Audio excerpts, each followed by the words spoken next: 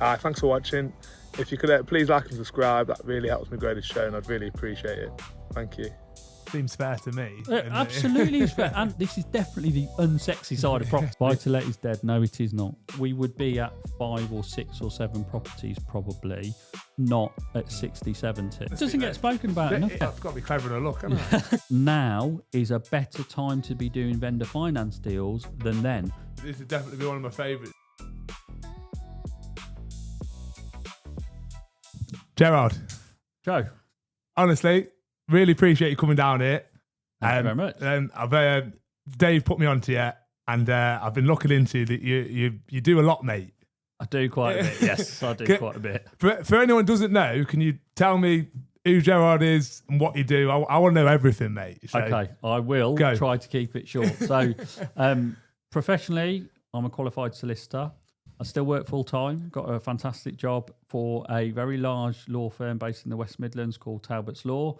I am their business development manager. So that is my career currently, and we can go into my background later. I also am the host for Property and Poppadoms in Coventry, which I've been doing for 3 years. Love that. Fantastic event. James has created something phenomenal there. I also do some property training with my friend called Raj Sharma. It's really concentrated training about specific sectors in property. There's no course that ends with a 7. It's just a day of training. People get value. And then I am also a portfolio landlord, and I'm trying to build a portfolio and scale a portfolio. And I've been a landlord for over 20 years now, but I've scaled that portfolio quite significantly from around 2020. So that's it in a nutshell. Wow. Because I'll just see. First thing I took from that as well. Did you say you started when you're 20? You've done 20 years, landlord. Yeah, 20 years. So I think I bought my first property when I was about 22, 23, something like that. I'm dead impressed by that, and obviously what you built. Can you tell me, where did you grow up? What did you do? University? Just give me all that. So I'll go back to how the property law thing started, because that's probably the best way. So grew up in Coventry. Did okay at school is probably a polite way of putting it. I wasn't very academic. It didn't interest me very much. Left school. I did sixth form. Then I went to college and did some legal exams. Not a degree or anything like that. Did some legal exams. Did okay in them, not fantastically. And then I decided, right, I probably need to get a job. So just applied to work at lots of law firms locally. And it was literally send a letter saying, can I have some sort of admin job? I've done some legal exams. That was it, right? I think I applied to 30 firms, 29, no replies at all. One reply from a firm that said, come in, we need some admin help for one of the senior partners. Come and have a go at basically doing the job for a day. So I went in, did that job, which was secretarial work, typing out completion statements, right? And I said, oh, you can add up. This is great. You've got the job, right? It was the salary was really low, just right salary for the time and the job, but it was really low.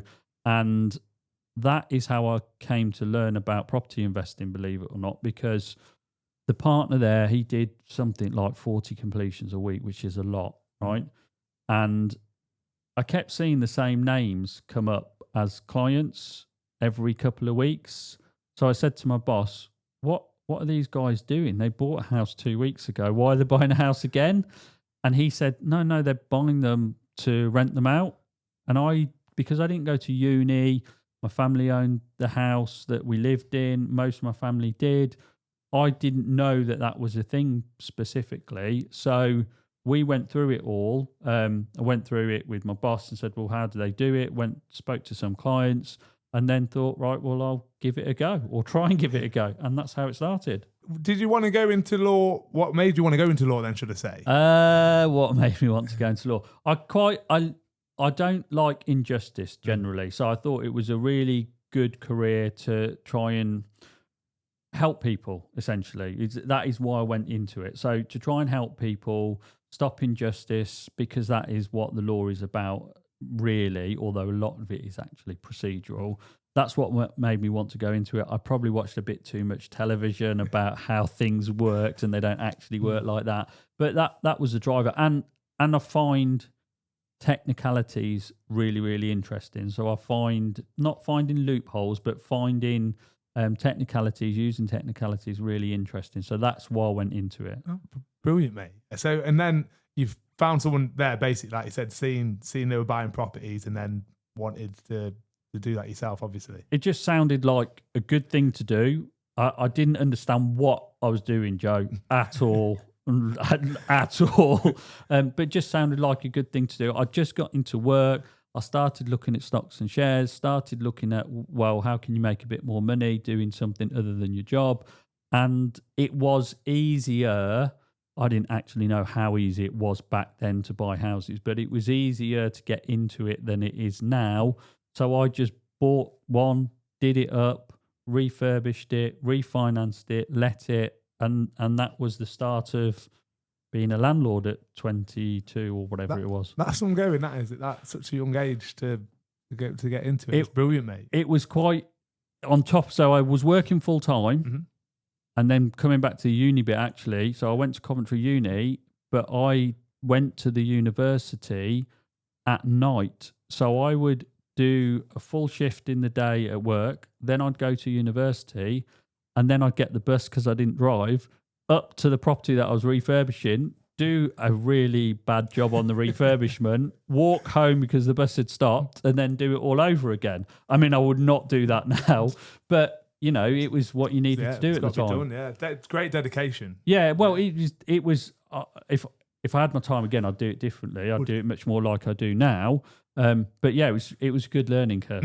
Tell me just quickly, what would you do now? I do not get involved in any of my refurbishment. I am very much hands off, and I'm sure we'll come on to it. Most of what I do now are paperwork exercises to increase value through things and buying well. So you would not get me painting. I mean, I come out in a rash, mate, if I've got to do some work. It's not good. So, like I said, we will get onto that. So you've literally, how long do you have to do at uni to be, what's your term again? Sorry. So I am a qualified solicitor. Yeah. But because I had to do it pretty much part-time, normal degree is 3 years. I had to do 5 years. Then usually you would, if you'd done uni in 3 years, you'd do another training course, which is called the LPC, or was then. That's about a year. I had to do that over 2 years, again, because it was part-time. Then you do a training contract, which is your formal training. So I think actually it took me about 7 years, qualified as a solicitor in 2015, but had been working in the law from 2002, I think, something like that, 2004. And then within a few years of qualifying, I decided I didn't want to do the legal work anymore, which is a bit of a bizarre thing. But it was a great period to go through. And I was very fortunate because the firm that I worked for paid for the university and all the other bits. That's brilliant. That's the problem with university, isn't it? It's the debt you come away with. I just do not know how people would do it now. And I wouldn't even advocate for it now, unless you are going into a qualified profession where you know that the salary is going to be significant. It's just so hard to do. Yeah. And I think this vocational training where an employer will pay for you to be trained, however it is, whether it's uni or formal training for your job, that is the way to go. No brainer, isn't it? That? Absolutely. Yeah, no brainer. It's sad, really, isn't it? How much people have to pay to do that. And like I said, some jobs obviously need to do it for, don't you? But it's the debt. The debt that they come out with is crippling. Yeah. And not only that, think how that then affects your ability to buy a house or to do other things. I just think it's insane. Yeah, it is. It's really sad, isn't it? Yeah, it is sad. It is sad. But hopefully things. I mean, I feel very fortunate for how it was done for me because my employer did pay for it. My salary was a little reduced, but in the grand scheme of things, makes not much difference. So yeah, it is sad. Right, let's take it. You're not with them anymore. So that firm. The partners then wanted to exit. And even that was really interesting because I ended up sort of being involved in a mergers and acquisitions sale of a business because they wanted to sell. I said I didn't want to be a partner in the firm because my interest was already going to property and wanting to do other things. And Talbots are the ones that purchased that firm. And how I got my role now is that I'd said to them, you don't need to 2P me over, which is the formal legal process to take someone that works for a business that you're buying and transfer them into your business. So that's the legal process. I said, you don't need to do that with me. I'm only working 2 or 3 days a week currently. I was going to go somewhere else anyway and do other things. And they said to me, well, would you like to try and do business development? You've got the technical background, you've got the knowledge. Would you effectively want to do sales and go out to try and get work for us, but not do the day-to-day paper pushing, as I now term it? And I said, that sounds good. I'll definitely give it a go. And I did. And that was 3 years ago, and I absolutely love it. Oh, brilliant. So you go around, I think Dave did briefly, so you go around now just getting work for them. Yeah, absolutely. Yeah. So I'll see clients like Dave. So Dave is a property developer that we know well. So I'll see Dave and I'll say, you know, what is your legal need that you have at the moment? Is there anything that we can help you with? He's bought businesses. He does some amazing stuff with blocks of flats. And I'll just say, okay, give me all the details. I'll have a look at it. Firstly, as a first point of contact, I can say, yes, we can do it, or no, we can't, because sometimes it's just hard finding the right lawyer. So I'll say we can do it, and then I'll put it to the lawyers, because we've got a big team. There's 600 people in the business. Yeah, it's very big. Which lawyer can do it? How quickly can we do it? And then I'll say, right, this is the quote. Dave, client, will say, yes, that's fine.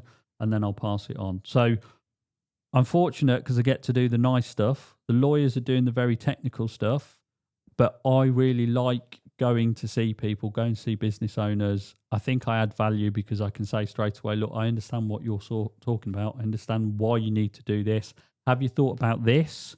Maybe we can look at this for you as well, and then go off to the lawyers. So it's a great career, great job. I'd just like to add, everyone I know that speaks about you speaks very highly. That's very kind. I've obviously paid them very well.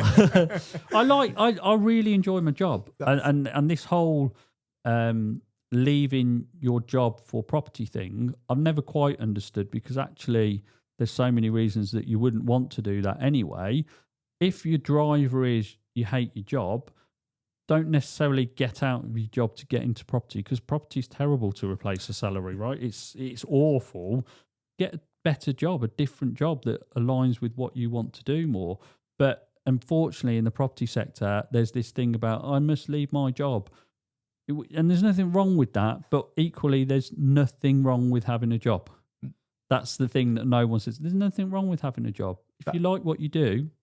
I'm sort of I do enjoy what I do, and I think I probably, like a lot of people, I just want to earn more money. Yeah, of course. Yeah, and that there's nothing wrong with that. I think my issue, if I have any issue, is a lot of the gurus saying just quit your job because then you can 10x this.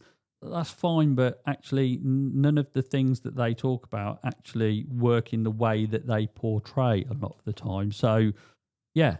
Everyone wants to earn a bit more money, and that's okay. All I'm saying is, but certainly from my perspective, you don't need to lose your job, leave your job necessarily. No, I was listening to a podcast earlier actually, and they did touch on that, saying there's no rush, is there really? No. Either. Just see where it goes. You know and the thing with property is I think property now is the most difficult it's been in 20 years. If you leave your job, and yes, of course, you can always get another job, but if you leave your job, you might do it and go, I don't really like property. This is really difficult. It's horrible. It'd put a lot more pressure onto it, wouldn't it? Yes. Yeah. And this is where you get all the people rushing towards rent to rent or rushing towards HMOs or SA. Not that any of those things are bad strategies. It's just that they think, right, I'm under so much pressure now to earn the salary equivalent to what I was earning before. I've got to go and do this. Whereas if you've still got a job that you quite enjoy, you've got a bit more time to explore what fits your personality. Because not all property types fit everyone's personality. Running HMOs is very different to running single lets. It's very different to leasing to social housing providers. We've done all of that. Some of those things I like, some of those things I don't like. I very much don't like, but it's different. So I think if you're still working, you get a chance to explore what you like, without going, right, I've got to jump into this. And I think that's nice for me to hear, because I like you said, I want to accelerate the process, but like you said, at the same time, it's like you said, why it needs to be right, and it's at the end of the day, I've got a family to feed, a lot of overheads. It can't be jump of a gun. No, and that's so family. That's another thing that people rarely talk about. You've got a family to feed. You've got responsibilities. So you need to know whatever you're going to do is sensible, and that you can scale that up if you need to scale it, etc. So yeah, I personally still working is fantastic for me, and I think I do a good job. Back to, hopefully people say nice things, because I like talking to people. I like bringing work in. I like getting jobs done. And the job I've got aligns very nicely with property, because all of it is a people business. If you're trying to win work, it's a people business. If you're trying to do things in property, it's a people business. Agreed. And you obviously do very well at it. Well, maybe. So you're at the law firm now. You're doing what you want to do now. So when did your property when did you say it's proper gained momentum in the past couple of years? Did you say? So it's a bit cliched. Had COVID, and I think that was really the time when I thought, I'm not sure I want to do law for another 10 years, 20 years, or certainly not the day-to-day in the way I've been doing it, because it's quite procedural, it's quite repetitive. There's a lot of regulation and compliance, which ironically there is in property as well. But I'd reached the stage where I think I've started to think I want to do something different, or I want to increase my income in some way. At that point, I'd got 5 properties. So I'd bought very cautiously over a period of 20 years, I think. No, so let's say 15 years, right? One every couple of years. Probably one of the things I regret is that I stopped in 2008, partly because of the crash that we had then, but also partly because I was doing my studies, etc. So 2020 came, and I thought, right, what can I do to look at other avenues? And I thought, right, well, I'm in property. I either start selling these off and just say that was an experiment, or keep it as it is, or I'm going to go for it. And if I'm going to go for it, I'm really going to go for it. And it was COVID, so it was very much. This felt like a massive gamble. I didn't know all the people that I know now. I didn't network. I'd never been to a property networking event. It was, I'm going to have to go for it, and I'm going to back myself. And this little window where before property prices shot up in COVID, there was a window of opportunity to get some cheap properties. So I remortgaged our family home. I took all the equity out of it. My wife didn't even bat an eyelid. She was super supportive. She just said, if this is what you can do, then do it and go for it. So that is what I did. So, and in 2020, doubled the size of the portfolio. So we went from 5 to 10, right? And the way we did that is by buying short lease properties. And what I thought at the time was, how can I scale quickly? How can I make an impact on things? And how can I make my money go as far as it can? Because the thing with property is you always run out of money. Always, right? And it worked because after the initial lull, property prices just started going up and up and up. But not only that, you couldn't even get to a viewing because there was 5 or 10 or 15 people at every viewing. I don't want to be in a queue of 15 people to view a property. Short lease flats, though, no one wanted them because you have to be a cash buyer. Everyone thinks flats are rubbish. Basically, no competition. So that's what we did. We bought short lease flats. We extended the lease, refinanced, and got all of our money out, often without even having to do a refurb.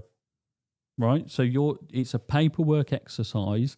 Extending that lease is what's adding the value. So you would buy, let's say, well, one of the examples is I bought a flat for 52,000. The end value was 120,000. I knew that because that's what they sold for with extended leases. So in my mind, and there is a methodology to all of this, if I can extend that lease to get it to that 120 valuation, and it costs me 30,000, let's say, there's a margin and a spread there, and all I need to do is make sure that margin and spread is good enough so that I can get my money out, and that's what we did. So I think we bought 5 or 6 that year. 4 or 5 of them were short lease properties, and we managed to recycle the funds and then go again and go again. I'm sat on the edge of my seat here. So literally, so it costs how much do you say it costs to extend the lease again? Sorry. So it can vary. It can vary, yeah. So I could go on about this all day, Joe. It's such a technical. This is where I was saying I like technicalities and things like that. So it's not so much what does it cost to extend a lease, because that varies based on how much the ground rent is, length of lease remaining. It's more about find that out first and then what you can buy the property for. You always work backwards. So if you know the lease extension is 30 and it's worth 120 and you can buy it for 45, 50, you've likely got a spread there, right? Probably a bit different now because you've got higher rates of stamp duty, so you might need to buy it for 40, 45. But that's it. Okay. Now there's a process to it, and the reason people avoid it is because it involves surveyors, it involves solicitors, and there are some costs involved. But in my legal mind, I thought, well, if I'm just moving paperwork and instructing professionals to do the professional thing that they do, this is a really easy way to get equity uplift and money back out. So that I did twice. Now, I'll tell you a story, and this is absolutely true, and it always sounds like it's something I've made up, and it absolutely isn't. So I purchased 2, had to purchase them both cash, right? So I ran out of money very quickly. In fact, I'll go back a step. Please, go. So another reason people are put off by short lease flats is because they think, well, where am I going to get that £30,000 from? Because not only have I bought the flat, let's say, I haven't got £30,000 to extend the lease. Well, I've never paid a lease extension premium.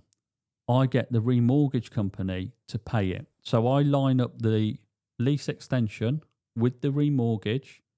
It completes on the same day. So the funds from the remortgage go to the freeholder to pay the lease extension. So I don't ever pay it, right? That's a big thing that people get wrong or think, oh, how am I going to do this? So there are moving parts. It's important because it brings me to the next bit. So I had spent all of my money on 2 leasehold properties, right? Now, I was looking around the estate still at other short lease flats. So usually you'll get short lease flats on an estate, and they'll all be built at the same time. So a lot of the leases will be the same age and running down. I saw another one come up. I phoned the agent and I wanted to view it out of curiosity. I wanted to see what it was like compared to the ones I've bought. I had no money left to buy anything. It was very much, I'll go and view it, just have a nosy round, and then I'm off. Again, I probably wouldn't do this now because I don't view as many as I used to. Viewed it, in and out within about 2 minutes. When I made the viewing with the estate agent said the vendor, the seller, wants to meet people there. I said, okay, that's fine. So met me there, lovely lady. Out the door I was, nearly. I said, the problem you've got is it's cash buyers only, so you've got a reduced market. And she said, I know that. I'm willing to give anyone that buys it a mortgage to buy it. Now, in my mind, I knew what that meant in terms of a legal process, but I thought, I wonder if she actually means the thing I think she means. So I said, well, what do you mean? What does that look like to you? What in your mind, how is that going to work? And she said, well, I can give you a mortgage to buy it, as in you just pay me a very small amount of money and then you can have a mortgage on the property and pay me monthly because I just want out of property. I'm an experienced landlord, but I've changed my mind. I don't want to do the landlord thing anymore. So I said, okay, 70,000 it was up for. I said, I don't have much at the moment. Sounds very interesting. I might be able to give you 10%, right? And she said, perfect. I'll give you a mortgage for 90%. Now, bearing in mind, you can't get buy-to-let mortgages past 75%. So I said, okay, that's fine. I said, I know about lease extensions, and my intention would be to extend the lease and then pay you off. And she said, that's absolutely fine. My main driver is having regular income without managing tenants, because she was a self-managing landlord. So we did that. We agreed it on the doorstep. And then as I was about to leave, she said, also, Gerard, I've got another flat across the road. Would you want that one on the same terms? Right? So those two properties, once they were refinanced, were worth 250,000, and my money into it was simply 10% deposit on each one. And that is when I learned about vendor finance and put vendor finance into play, and that changed things significantly again. That's incredible, isn't it? It sounds like it's something that you've made up, and that was just doing a viewing that really I shouldn't have viewed. My friend told me about that story, Tom, and then I did think that was you. And then when you started saying that, I was like, I'm sure this is the story. You went along, being honest, well, I was saying, did you tell her that you were looking at to buy the other two? Did you say that? I went and I was in my scruffs because I was going to the tip, right? Yeah. I'd got some stuff to take. And I think I probably said to her, look, I'm just looking at things generally.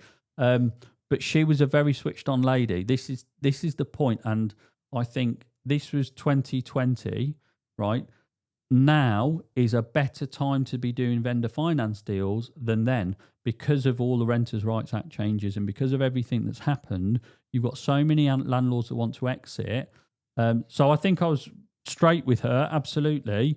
And I said, you've got to have your own solicitor, I've got to have mine. But she knew what she was doing, Joe. She knew what she wanted.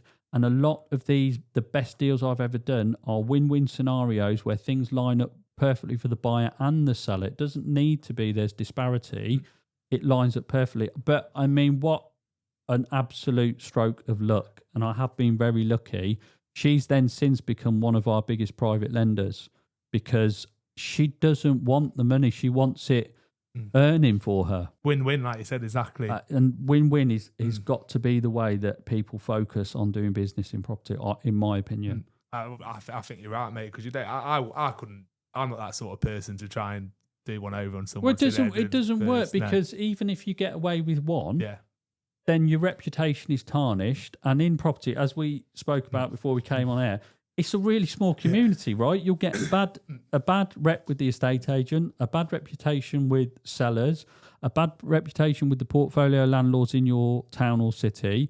It's just not worth it. Yeah, I completely agree. Like you said, it's a very small community, isn't it, really? Yeah, like very said, small. I'm finding that out. Because we know a lot of people. Yeah, absolutely.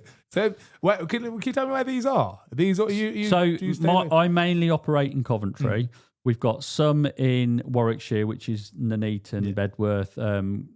Come on, maybe to other things that I've done recently, which is blocks of flats in Rugby. But Coventry's been my stomping ground. And again, I've been very lucky because when I had my legal career and I was doing legal work, I did conveyancing for a long period of time. So I knew a lot of the agents, and I've got great relationships with the agents. I don't particularly find my properties in many other places than Rightmove. I'm relatively lazy in what I do, right? So the thought of going and doing 5,000 red envelope direct to vendor things, I don't have time for it. I know it works because I've got friends that do it, but most of my stuff comes from agents, and it's on WhatsApp. Most of the stuff is, Gerard, you want this? I will usually be able to say within about tops 20 minutes, yes or no. And so it works well for me. I know Coventry like the back of my hand. Can you tell me what your, let's say, estate agents message you on WhatsApp then? How do you know? Can you tell me what you quickly do to scope it? So I always, my rough and ready reckoner is, will that yield 10% or more? That's very basic.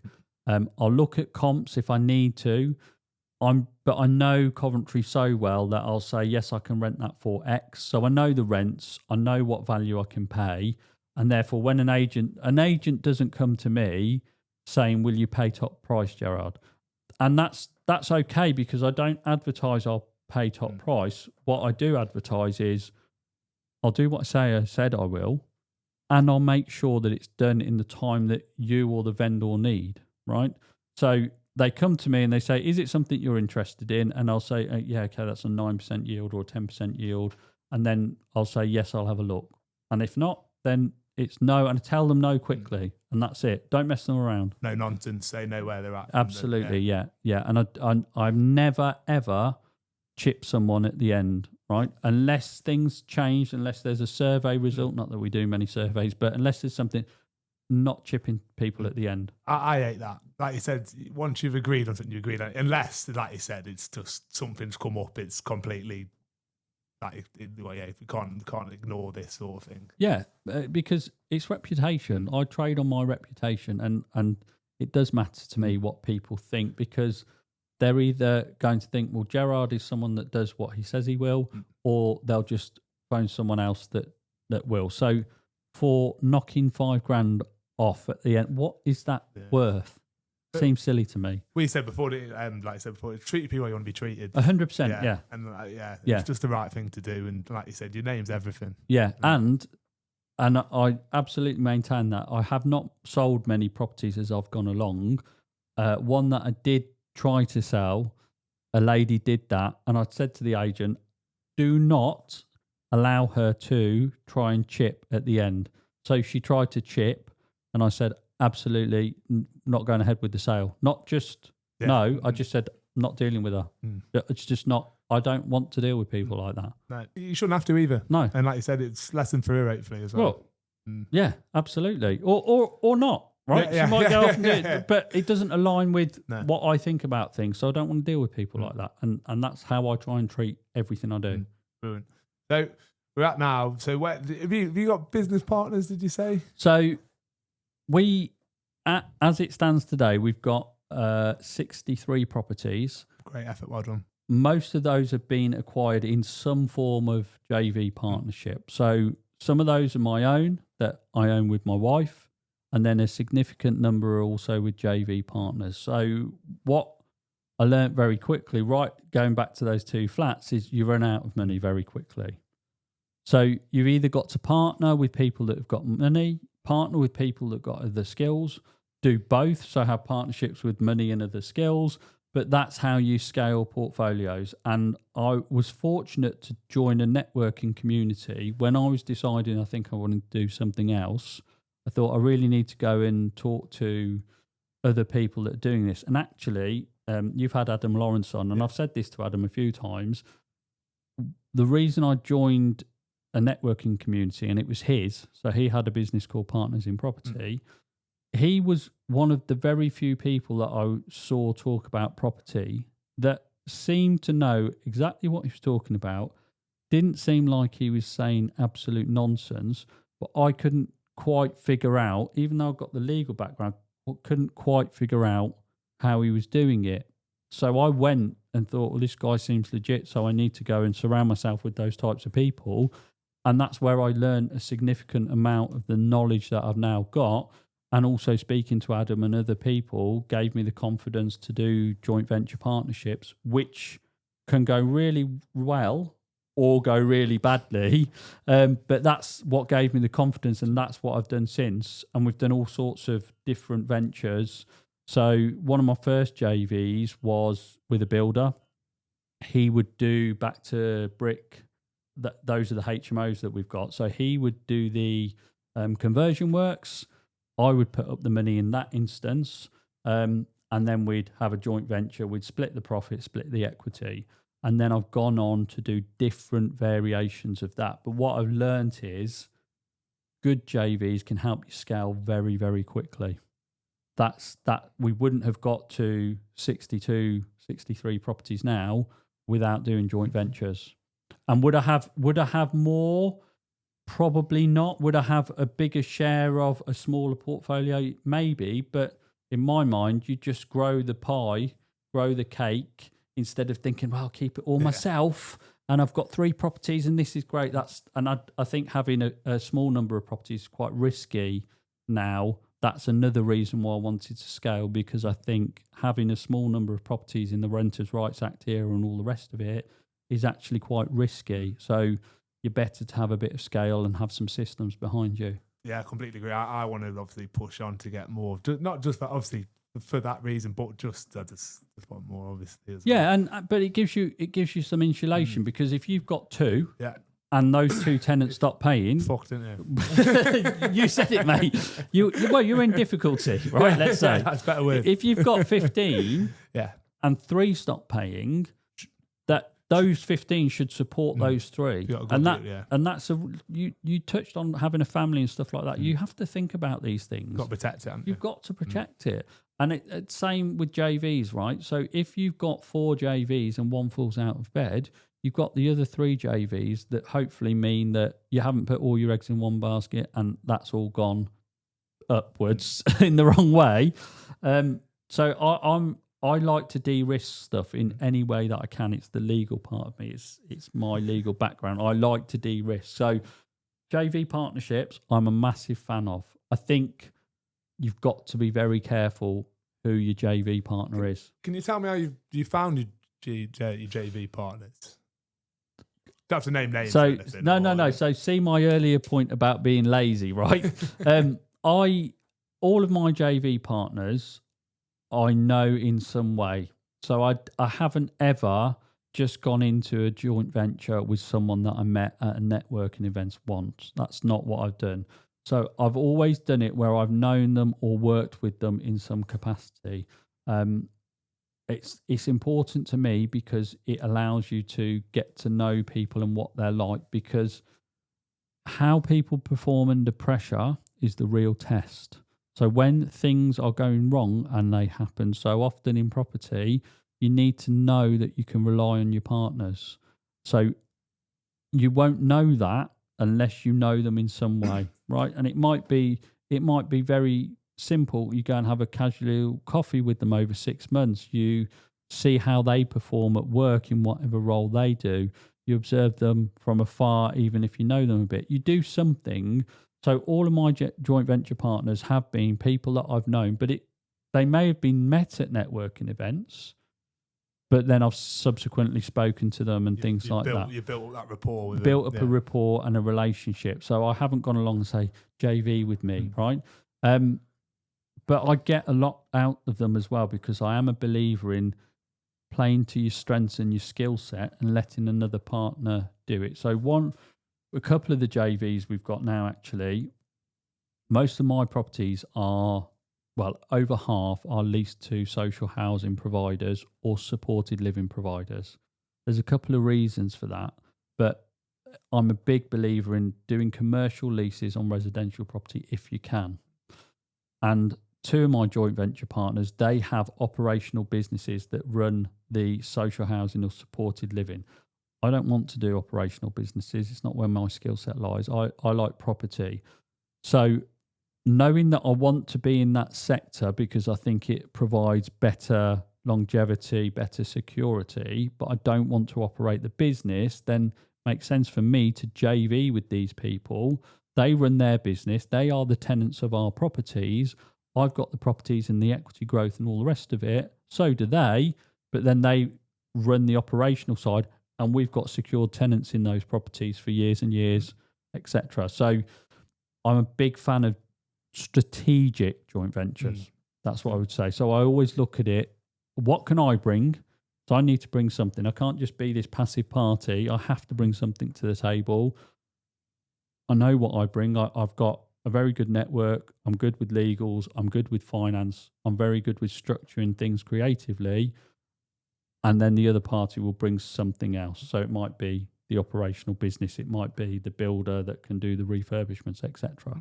Brilliant, mate. Thanks for, I think that's great, yeah. What just reminded me then before you're speaking, we were talking just before on about, I'm probably a bit too trusting with people, and I'll meet someone and think, oh, they're nice. I think that's great advice for me going forward. Just don't just meet someone once and think, yeah, I'll joint venture with them. At least twice. Yeah, at least twice, yeah. One part of your work you were saying that you might have to help me along what I'm trying to say here. So debt recovery. Right, that was it, mate, yeah. There's the problem in the property industry generally, as well as lots of people selling very overpriced education. There's nothing wrong with education, and we'll come on to that as well probably, but it's about other people's money. And I said just a few minutes ago, I have joint ventures and used other people's money to grow my businesses. I've used vendor finance, which is a form of other people's money to grow my businesses. What a lot of people say is go and get money from people and grow your portfolio. But there comes a massive responsibility with doing that. And what I have seen, particularly over the last 2 or 3 years, is a lot of people come to me to say, Gerard, can you help me get some money back that I've lent to a property investor? They've gone quiet. They've not repaid on time. They're perhaps doing things on social media or in their life, but they haven't paid me back. What do I do? So a big part, or certainly recently, a big part of what we've been doing is I'll have these chats with these people to say, well, look, these are the steps that you can take. What did you do? Often the agreements aren't quite as good as they could be because it's a trust element, right? So they're not necessarily as robust as they could be, but we'll talk to them about how they can look at. I mean, it might be as simple as getting a payment plan back on track, but it might be as simple as you've got to take steps to make someone bankrupt. And that's it. And it's really unfortunate, but that is the reality of when you borrow money from people and you don't pay them back, then they have a right legally to pursue you for the money. Yeah, rightly yeah. so. Mm. So the problem is at the moment that it's talked about a lot and people lend money out without understanding things like security, personal guarantees, how difficult it is to get money back sometimes, because if you haven't got security, even if you have got security, it's not always easy, but if you haven't got security and that person hasn't actually got any assets, you might not get your money back, might be gone. But there are ways to do it. So a big part of what I've done recently is speak to these people and just try and find a way through. And what unfortunately I've found is the person that comes to me is rarely the only one that has lent the borrower money. So there's usually 2 or 3 or 4 or 5 people that are in the same situation. So we end up having to represent multiple people sometimes to pursue someone to bankruptcy or winding up the companies, etc. So it's not, it's a worthwhile part of the work. You wouldn't want to be doing it in the sense that you would hope that everyone would pay money back, but not everyone does. But it's too loosely promoted in property circles, I think, that you should just go off and borrow people's money. But it's a big responsibility. And you said the people that lent the money, like you said, have just gone off of trusts, basically. Nearly always, Joe. So nearly always. And they always say in the conversations to me, I really didn't think this would happen. They were such and such a fantastic person. And I don't think a lot of them start that way. Property is so complex. I cannot tell you the amount of times in the last 6 months that we have had problems with our remortgages, right? I've got money with people that have lent it to me. It's my responsibility to pay them. I can't say, well, my remortgage doesn't come in. And it happens all the time. Down valuations, problems with leases to providers. So a lender that says they will lend won't then lend, right? There's all sorts of reasons it won't come in, but it's my responsibility to pay people. And I think what happens is some people that borrow money just think, well, the remortgage didn't come in, so it's not on me. Well, it absolutely is. Got to So take responsibility. Absolutely. So, yeah, unfortunately, a lot of it is done on trust, not with the right agreements, not with the right personal guarantees, and people are shocked at the end. But it's important that you get the right legal advice for all this. Would someone come along to you, or like you say yourself, with Talbots Law, to get like a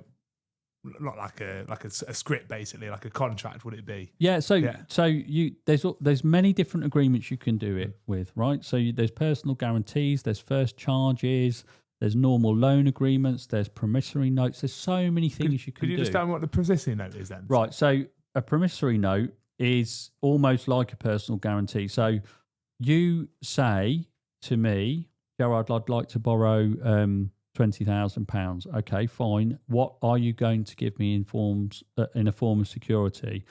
I'll give you a promissory note, which is a promise to pay. You can't get out of it because it's a very simple document. A promise to pay, Gerard, £20,000 plus interest by this date. Okay, that's very, very simple.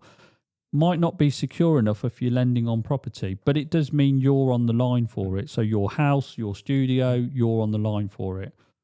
what a lot of banks want is first charge security. So we'll all be familiar with that. It's a charge over a property. Now, in theory, they're good. But again, what I've seen in the legal world is, so you've got a first charge on a property. You've purchased a property, Joe. You've then gone and knocked it all about. So you ripped everything out, a bit like we were saying before, did the roof, did everything, right?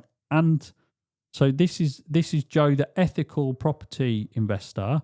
You've done all of that, okay, and then you have a heart attack and go into a coma.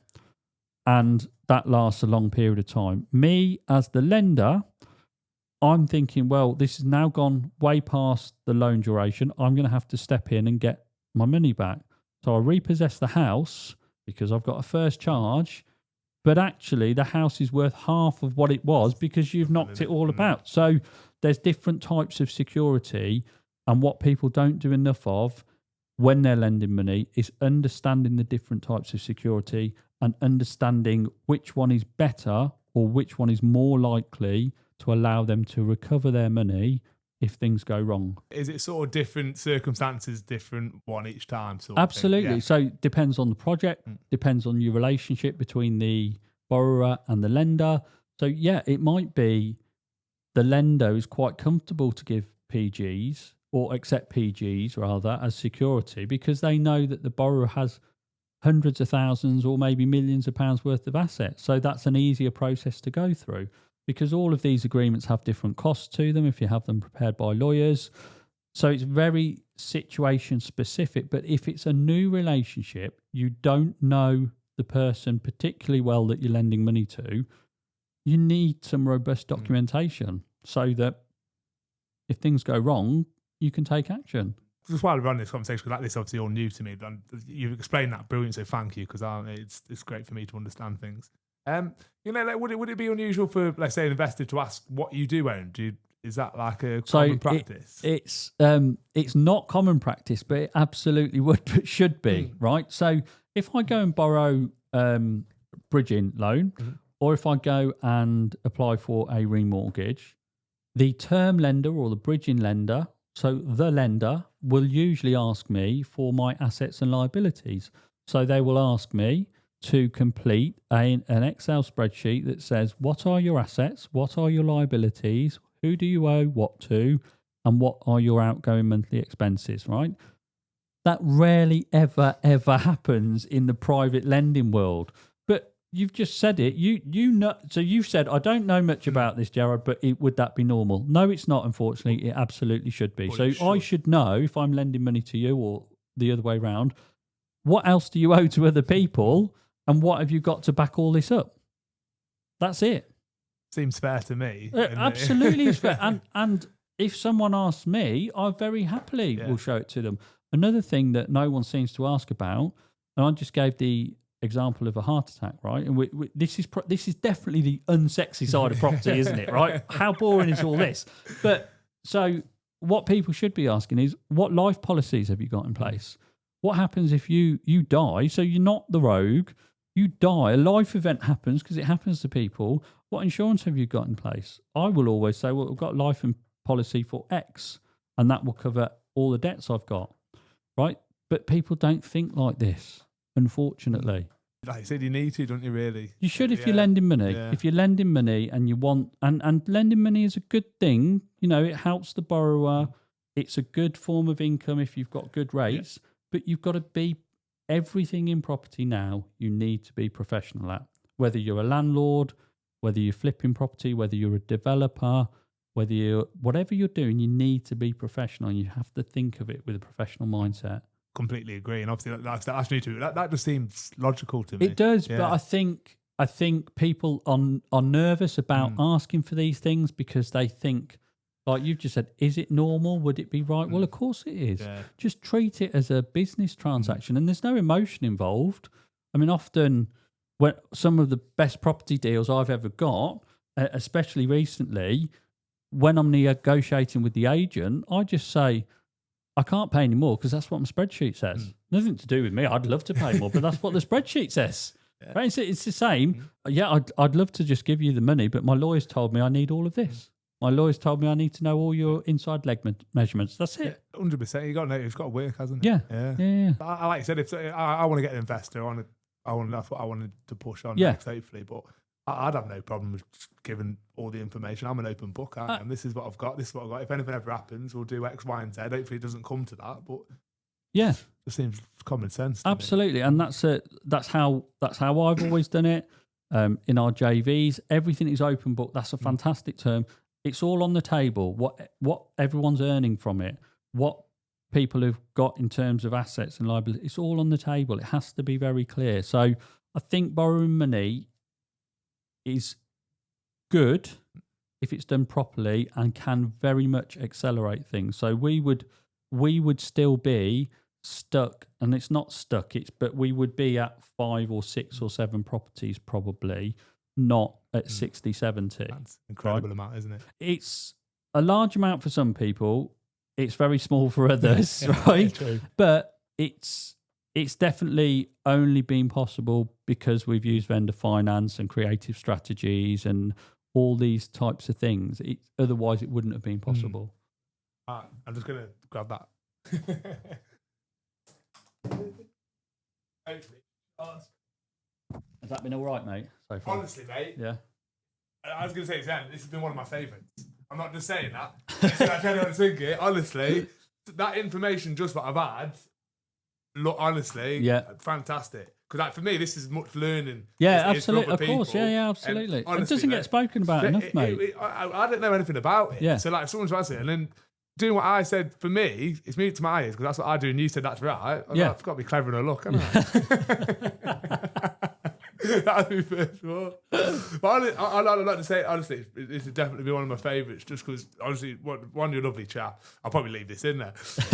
But like, it is, it's just all new to me. Yeah. And like, I don't know anything about it, and this is what I wanted to get to. Yeah. And I don't want to be unprepared. Yeah. And like, I know I'm no illusion things are going to be easy. Yeah.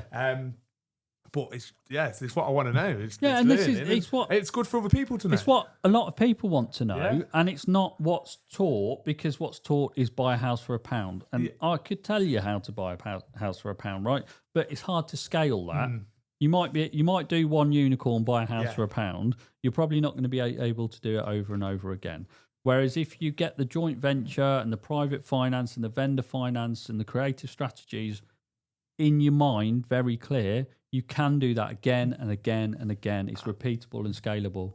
Yeah, I completely agree. And like I said, and don't get me wrong, I do want one of them pound deals with the vendor finance as well. But if you just, it's just got to keep going and going. Yeah, you've got to keep going, acquire the knowledge, keep going, and then keep bashing away at it. Right, I've got some questions from. I messaged James, our friend Mr. Rogers. I know you know James, but I was like, got Gerald coming on. I was like, I know he does a lot. What can I do? And he's giving me some cracking questions. So, okay. Yeah. What advice can you give someone choosing a solicitor? Oh, that's a tricky question. The number one piece of advice I would give genuinely is make sure you are choosing them because they have knowledge of what you're about to do. Okay. So, for example, the hot topic of the month or the year is title splitting, right? Don't know whether you've had any type of splitting people on. No, but I want to get someone on, to be honest. Okay. So that's the hot topic. Yeah. And I understand why, and it's interesting, and it's a paperwork exercise, so, it is right up my street. But you want a solicitor that has done that many, many times before and knows why you're doing it. You split in to create equity, etc. If you go to a high street solicitor and you say, I want to split some titles, and they say yes because they've done it once before 6 years ago, that is not going to be a good experience. So you need to know that that solicitor is regularly doing the work that you instruct them to do, right? And law has become really niche, so you need to make sure you're finding that particular lawyer in that particular firm that can do it. So grill them and question them, basically. Another good way is, are they putting out articles on the thing that you want to do? Because if they are, that shows a level of competence and they're happy to advertise their services. Do you do that? Yeah, we do. Yeah, so we do. What I always say to people, I'm very open and transparent. We do some things really well. There are some things that we don't do, either because it's not within the area of the law that we do. So planning, contested planning stuff we don't do. But I'll always speak to people. I'll always have a look at stuff. I'm always happy to say, actually, look, you might want to look at it, doing it like this. But yeah, we do most property strategy stuff. Can you point people into the right direction if they have something when they network? If you, like you said, we can't do this, but I know 100%. Yeah. I always do that. If there's ever and you know, I don't want to do it because I would rather retain the business. Yeah. But if we don't do it, I will always say that's the firm that can do it for you, and that's okay because we don't do it. So I'm not saying don't use us. But yeah, I do try because the part of networking for me is I want to be remembered as the person that does property or the lawyer that will assist, and if I can help in some way, they'll then come back to me. Like I said, brilliant. I've got your number now as well. So. Absolutely, mate. Not going to leave you alone. What advice would you give to speed up the conveyancing process? I think indemnity insurance should be used uniformly across the board. That is the main thing that will speed up the process. And a lot of clients won't pay or don't want to pay 50 quid for indemnity policy. Some solicitors drag out finding out the reason for the door not having a fencer certificate, things like that. Just indemnify everything.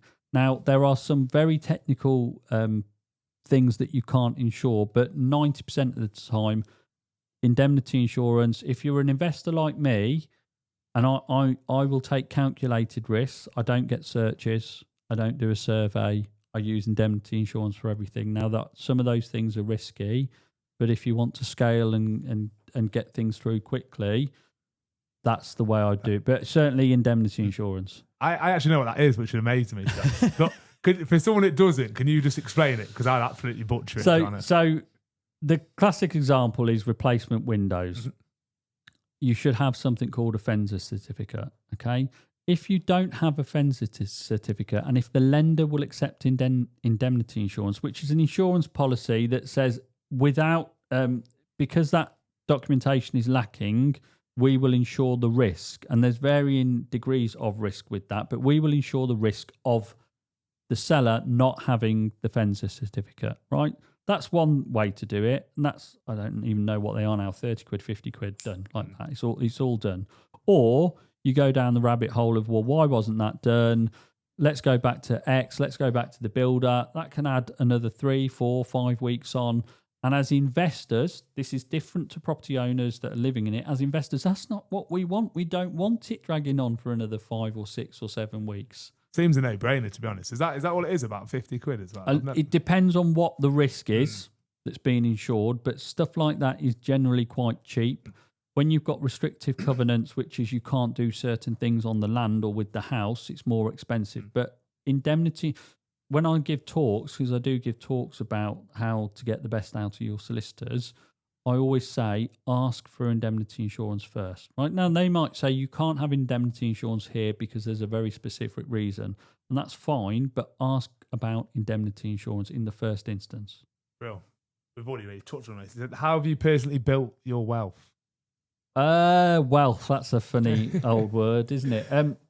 I've scaled my portfolio through creative strategies, and we've probably not touched on all of those really, but creative strategies, JV partnerships, private lending, vendor finance, that's how I've done it. And my seed capital came because I took all the money out of my house. So, yeah, fantastic. Can you quickly tell me what we haven't touched on with that? There's so many different ones. There's so many different ways that you can structure deals creatively. And it might be how you structure your JVs creatively. It's a massive topic in itself. So I think we said I do some training days on things, not a lot because I'm too busy. But short lease flats is one. Exchange delayed completion is another. Partnerships where you're working in partnership with a housing provider as the joint venture partner. There's just tons and tons of stuff. Would you be up for doing a part 2? Yeah, I'd be very. I love creative strategies. I think there's so many different ways you can do it, and often it will depend on who the other party is, who the vendor is, who your JV partner is. All creative strategies means really is doing something that isn't the norm. That's all it means. That's people get hung up on these terms in property. It just means something that isn't the norm. What I always say to people is, if two people can agree something, then it's up to lawyers to make it work, unless it's illegal. So by definition, however you and I want to structure a deal, we can structure it. Okay, yes, it might not be normal. It might not be the done thing, but we can structure it however we like.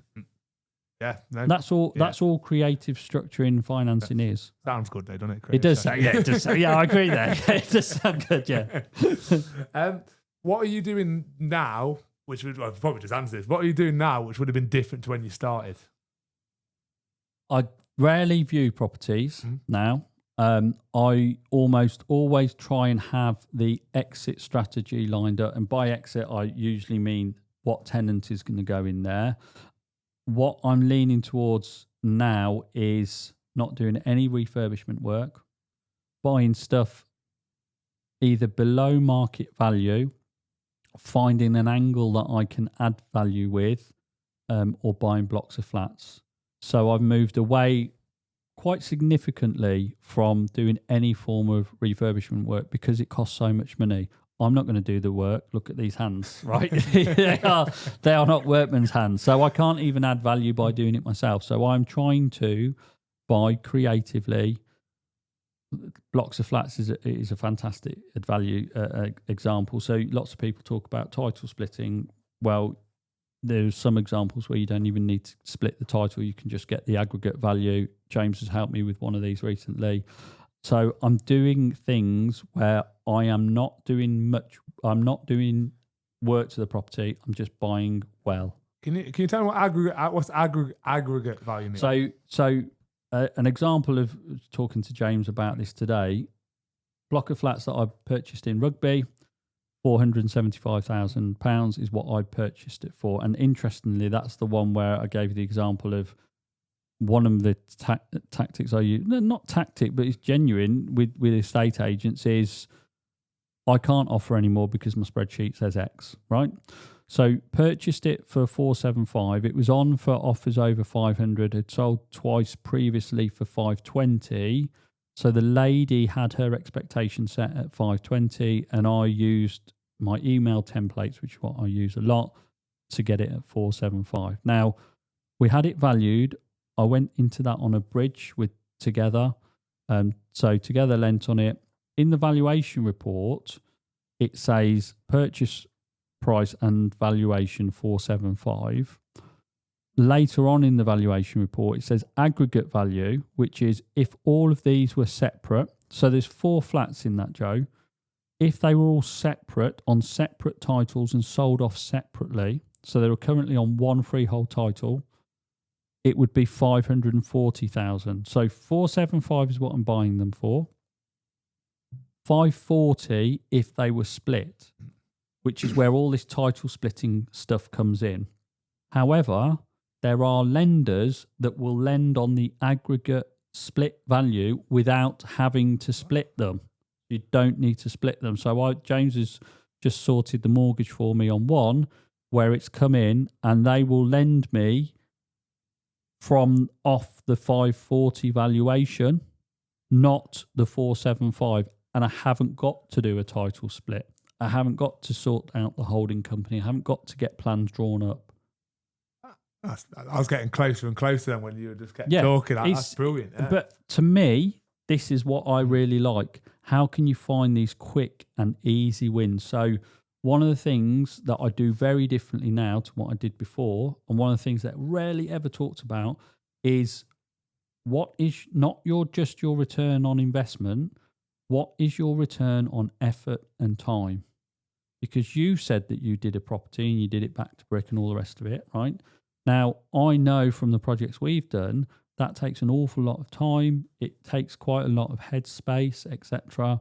This aggregate value one that I've done, I visited the flats once. I haven't been there since because an agent's managing it. Spoken to James a few times about making sure that this happens. But other than that, I spent 2 or 3 hours on it. That's it. right? So when you look at things like return on effort and time, that's a fantastic return because I've got a £65,000 uplift from just using a financial product and buying well. So that's what I'm doing differently. I'm not doing the heavy lifting, big refurb jobs. I'm trying to buy smart, use financial products, engineer things in a legal way to get value. Wow. Brilliant, mate. One thing I forgot to ask before, because we jumped onto that. What you say you don't view them anymore. Yeah. Do you send anyone to go view them, or so sometimes I will view them, sometimes I won't. It just depends on time, really. But again, knowing Coventry, I'm fairly okay with the areas that I might need to go and view. So there's coal mining areas and things like that. But so much technology available now: Google Maps, Street View, Google Earth. So I've never used a Viewer, but I know lots of people that do. Again, there is a system though. I'm buying them so much below value that if something does go wrong, if it's not quite what I thought it was, then there should be enough margin in there to say, well, look, that's just a bad buy. Okay, you can only do that once you're doing quite a few. But also estate agents' pictures. Now, sometimes they might make them look better, but generally, if there's a crack, you can see the crack, etc. So I tend to look at all the technological things like Google Earth, etc., and then I'll look at the estate agent's pictures. And sometimes you'll just buy at auction and you need to be getting it for 50p in the pound to just go, well, if this is a dud, that's what it is. Yeah, so ultimately just buying right, it doesn't really touch wood. Absolutely, really yeah. I don't think that's wood. It looks like wood. Yeah, it's wood effect table, just anyone wants yeah. listening, should I say. Have you got a favourite book, self-development? I have done the rounds with quite a few of them, right? So and it's interesting. I was, funnily enough, not because of this, but I was thinking about all this today. Actually, where I am now has taken 20 years to get to, and a lot of that was reading a lot of personal development books and things like that. I think one of the best property books I've read is Property Magic. I think that's the one by Simon Zucci. It covers lots of different strategies. And he's just a taster, really, to say, look, there's loads of different ways you can do property. And that's why it's so fantastic and accessible to so many people, because there's so many different ways you can do it. Self-development books, I can't really say one off the top of my head. I like a lot of the Jordan Peterson stuff, which is, you're responsible for yourself, essentially. So I love his work. I watched a lot of YouTube videos. I tend not to read a lot of this stuff now because it's in there, which is, if I can summarize it, look after yourself. It's all on you, and you get up and do it. 100%. Don't look for excuses. Don't look for excuses. Crack on with it. Mindset. Get out of your own way. All this sort of stuff. Don't be a little bitch. Yeah, you said it, not me. But that is it, right? It's you've got to make it happen. Simple as that. Isn't it? Accountability, yeah. Yeah, I completely agree. Great. Yeah. That's a great roundup for that. Favorite city to invest in? I think it's got to be one and only for you, isn't it? Well, I like Coventry a lot, but there's a reason I like it. It's not just because of where I'm from. Again, like I said, throughout this, I've been quite lucky. Coventry and most parts of the West Midlands have that really nice blend of good yield and capital appreciation, and has always had that. If you look back, I am a bit of a data geek. So if you look back over the data, it's always had that nice mix. I have got a property in Rotherham, rather bizarrely, and that's again another story. That yields so well, it's insane. And I think there's still a lot to be said for the northeast and parts of the north. But yeah, Coventry for me. I quite like Nuneaton at the moment. We've got some stuff there. I'm looking at some more stuff. I like Nuneaton a lot. But yeah, Coventry, Nuneaton, Bedworth. And Rugby, actually. You know what, Rugby, I know it says it's in the name. And it's where Rugby was founded, wasn't it? I only recently found it out and it blew my mind, So the thing with Rugby, I moved to Rugby just after COVID. I moved when you got the stamp duty exemption, naturally. It's one of the, I think it is the fastest growing town in the UK at the moment. So there's great connections with London and places like that. again, it seems to have that nice steady mix of capital growth and yield. That's where I bought those blocks of flats that I was talking about, and I'd be very keen. I am very keen to get more stuff around there, not just because I live there, but I think it's growth. Really nice buildings in the town as well. There are, driven through, and like I said, that school is where rugby was founded. Absolutely, wasn't it? It says it on yeah, there, all yeah. around there. I was amazed, to be honest. Yeah, It's really it is. nice. I can see massive growth there. So the town is a typical old English town, which has got probably underinvestment in, and these are the things you need to look for: rapid population growth. Good jobs, so a lot of the jobs there, Jaguar Land Rover and things like that, people being paid very highly, new build houses being constructed that are 800, 900 million pounds, right?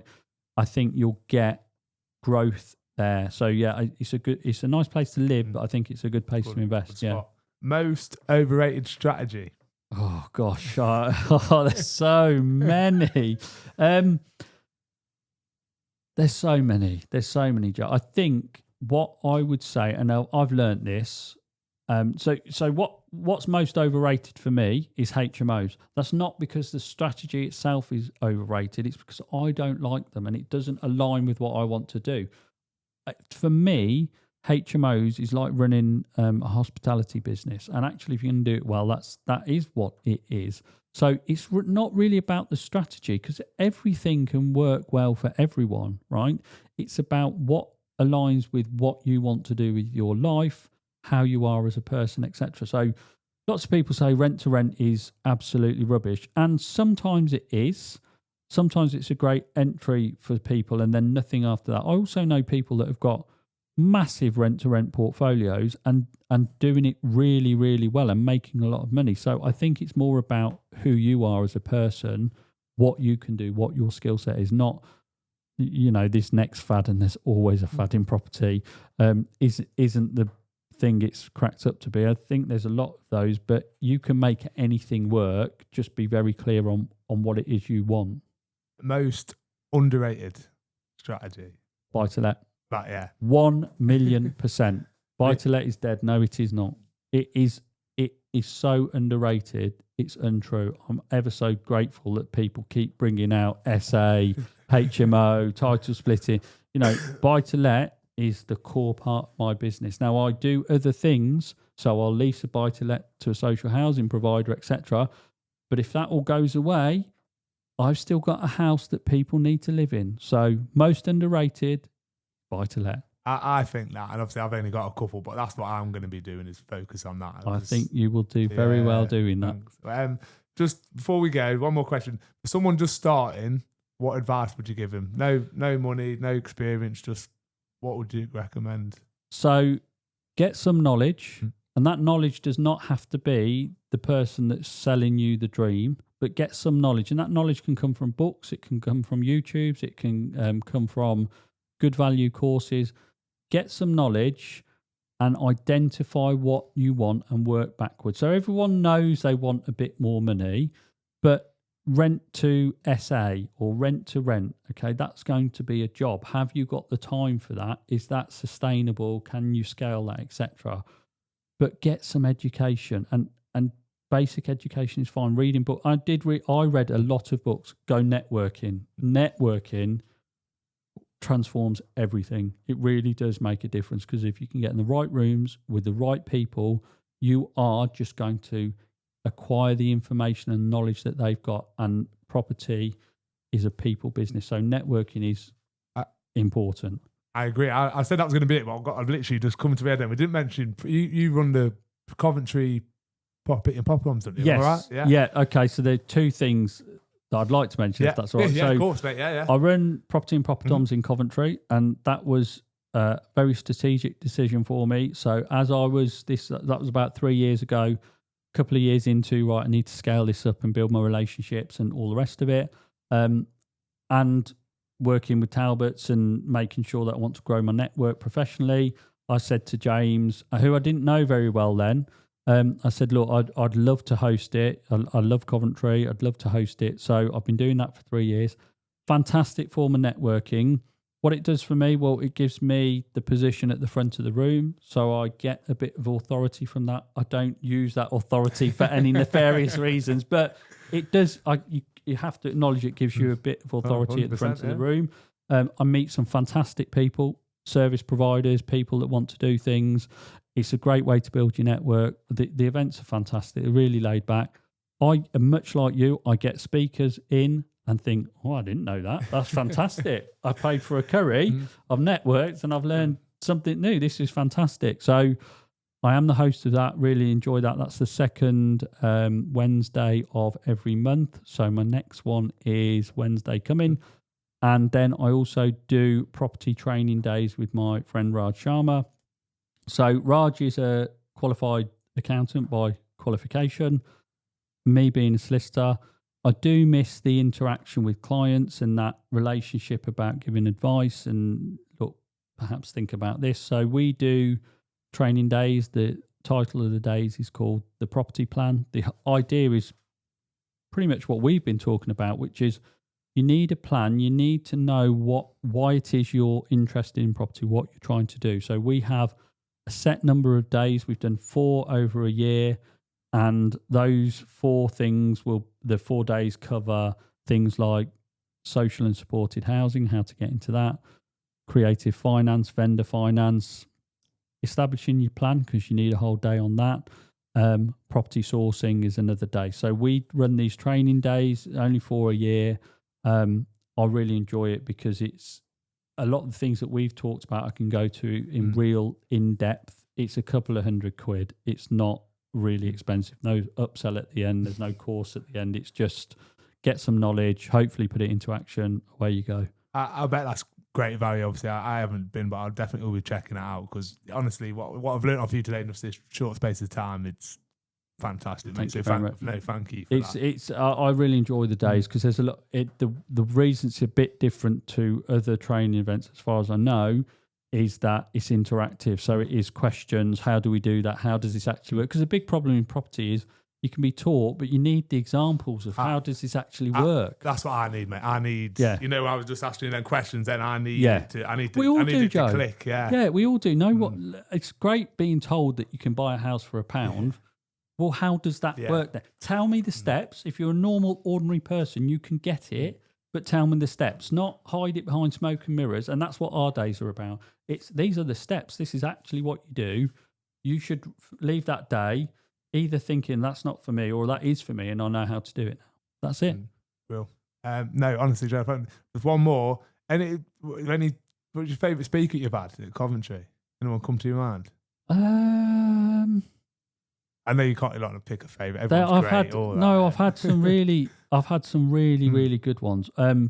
For me, I love Adam Lawrence as a speaker, right? And he's kindly come to ours on a couple of occasions. I think he's great because I like how he's grown his portfolio, and I've tried to replicate that in some small way, but also his insights into the economy and where things are going, because I think you need to look ahead to know what might be around the corner. So I think Adam is a fantastic speaker. So I'd probably say he was my favourite, but I can say that because I know him as well. But I've had some really good. I mean, we've been really lucky, and I just think the events are great. And I've heard some because I talk at some of them and I go to some of the others. I just think there's some amazing speakers. Every time I've been to one, it's not even just property. Each time I've been to any Staffordshire Property, I don't know if you've ever been to that one. That's really good. And there's always someone that's good, and it's just like I said, there's always something you don't know, and it's fantastic. And what's the worst thing that will happen is you decide that's not for you, right? But you've got some more knowledge. Yeah, I was at Raj also runs a networking event called BOP, and we had a planning lady there. She was fantastic, right? It was only 30 minutes, but just some snippets of information. You think, wow, that is really powerful. It's nice to have a bit of insight, isn't it? Yeah. Even if you're not going to go down that, it's just the more you know, the better, isn't it? But this is the whole networking thing. You can pick up stuff that actually this is professional. If you consulting these people professionally, then they would charge you hundreds of pounds an hour, right? But you get it for a £5 in Property Dom's case, or 30 quid in some other. It's insane value. Like me, and I don't have to leave, I don't. Oh no, it's a very smart, mate. No, not as dumb as I look. Honestly, Joe, I've really enjoyed this. I've just saying to you before when we had to get them notes. What I've learned today, honestly, thank you very much. Oh, you're welcome. I think you're fantastic. everyone I spoke to highly recommended you, and I can see why. But thank you very much for coming down. Thank you for having me. Oh, I keep forgetting to ask you, if anyone could please like and subscribe. I used to hate when people say that to me, but it does help build the channel, and that's what I want to get. That's what it's all about these days. If anyone wants to get hold of you, because that's what I need to say as well, it just socials. Yeah, so socials. I'm constantly on WhatsApp. So if you've got no number, do just drop me a message, and you might have a number because I'm in so many different networking groups. Talbots Law, if you go on their website, my email address is there. I'm responsive there. Facebook is my main place that I hang out for my property stuff. So I put a lot of my projects on Facebook. I try and be as open as possible about deals that I'm doing, whether they've gone right, wrong, etc. And then professionally, LinkedIn as well. So all my legal stuff is on LinkedIn, and I'll respond there as well. I need to get on LinkedIn. Like, I'm a truck driver. Truck drivers don't need LinkedIn. So I would say, and I try and keep mine separate. So LinkedIn is my legal profile, okay, and Facebook is my Just property profile. Yeah. I think LinkedIn is incredibly powerful for property people. I've seen people essentially build personal brands on LinkedIn. So truck driver or not truck driver, right? You are in property, you've got a podcast. I would say get on it and don't worry about getting on it. Yeah, cheers, mate. I want to do that just to find guests, because everyone, like I said, I know a lot of people are big on that. I've never even logged. Like I said, It's just a professional. Is it Facebook? Is that what it is, basically? Yeah. It might seem, obviously, it seemed more exciting to me because I've never heard of it. But Gerard, honestly, thanks again, mate. Thanks, and that's been fantastic. Thank you very much, mate. Thanks for watching. If you could please like and subscribe, that really helps me grow this show, and I'd really appreciate it. Thank you.